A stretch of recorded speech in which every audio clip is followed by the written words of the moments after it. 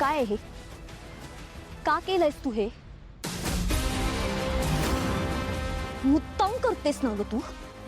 माझं सुख बघवतच नाही तुला.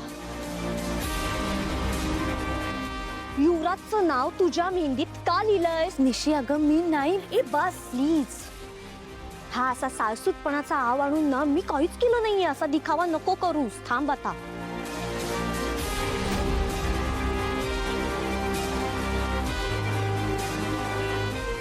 आणि सरळ सरळ सांग, युवराजचा वाय तुझ्या मेहंदीत का आहे? अगं मी खरंच नाही लिहिलंय निशी. निशिता, तू प्लीज शांत हो.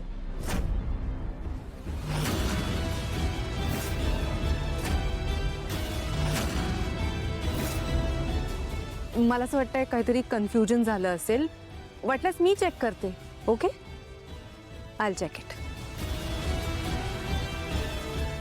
तारिणी, बघू.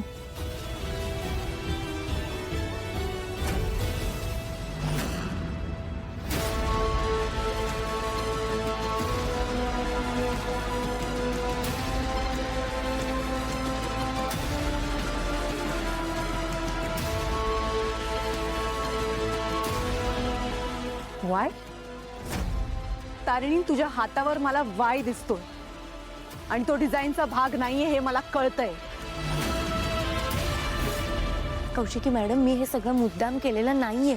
मी यांना नव्हतं सांगितलं हवं असं काहीतरी अक्षर लिहायला. खोटं बोलतेस तू.